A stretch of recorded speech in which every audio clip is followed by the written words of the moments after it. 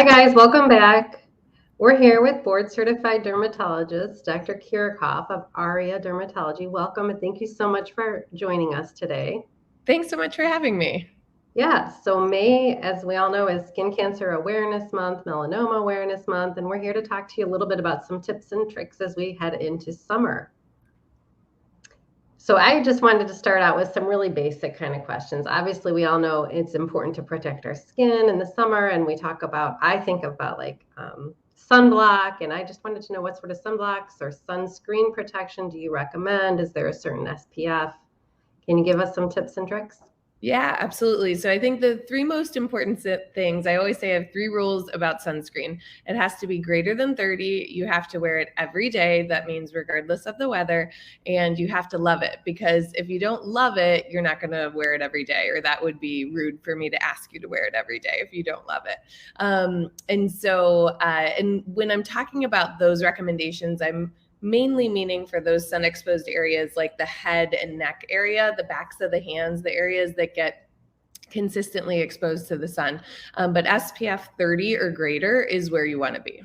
All right, and how often should we reapply? And what if you have sensitive skin? Yeah, it's a great question. So reapplication, no sunscreen, no matter how much it costs or what the number is, lasts longer than 2 hours. And so if you're thinking about, like you're at the beach, you're getting in and out of the water, you need to make sure either your sunscreen is water resistant, and there's two options, that it can either be water resistant 40 minutes or water resistant 80 minutes.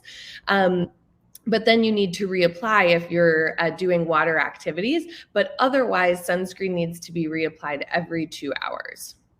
Awesome, thanks. And then I guess another thing I think about is melanoma, the dreaded skin cancer, the one that can be life-threatening to young people. And so can you tell us sort of if we should be doing routine self-exams, what that would look like, and when to be concerned about a changing mole?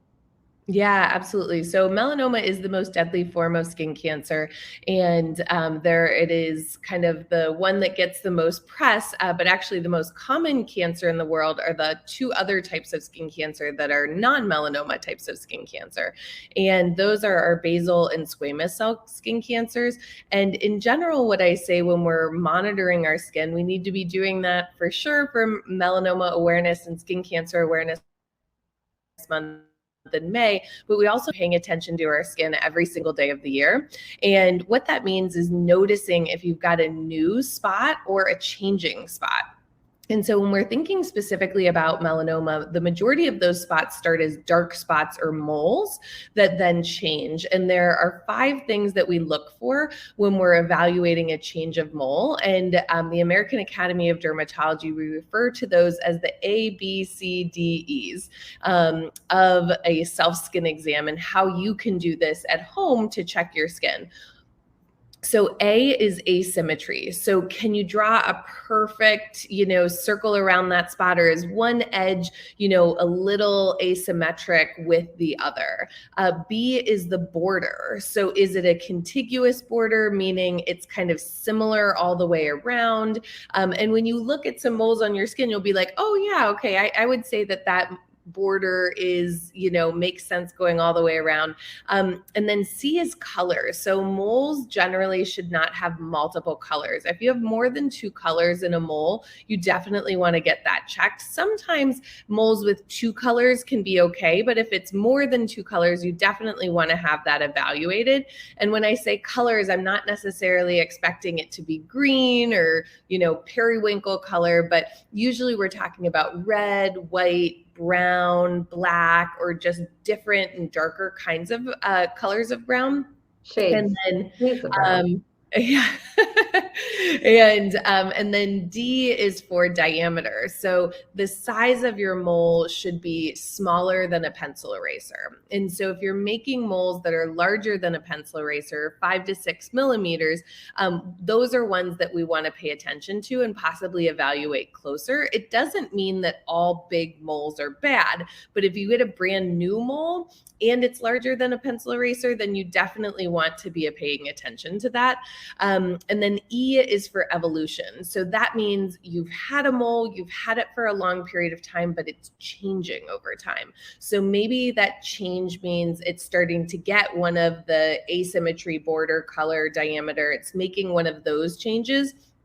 Or you just notice it wasn't itchy before and now it's itchy. Or when you run your hand across that spot, it maybe tingles a little or has a little different sensation. Those are moles that we want to be paying attention to. Okay, well, thanks. This has been awesome. I really appreciate you kind of going through what changes to look for. You are doing free skin exams, and actually, Roots Health Direct Primary Care is having you join us on May 23rd between 10 a.m. and 3 p.m. for free skin exams in our office. So we're so grateful to have you available to do that. Patients can reach out directly to book an appointment. And want to talk to us a little bit more about where patients can reach you. I know you're in the Fulton Market District, and the name of your company and your practice is Airia Dermatology. Where can they reach you?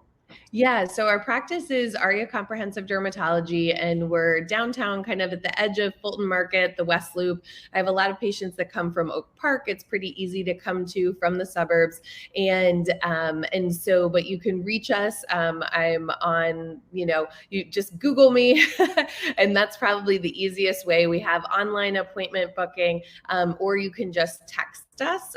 Where our phone number to our office accepts both text messages and phone calls, and our number is 847-766-0829, or you can just email info@drkiracofe.com. Or like I said, if you Google us, you can book an appointment, make a call, everything from the Google homepage. So we love doing free skin cancer screenings throughout the month of May, and we're happy to be partnering with you guys and taking care of your patients. It's an honor. Yeah, we're so grateful to have you. Thanks again for joining us. Yeah, thanks for doing this. So important. Have a good one. You too.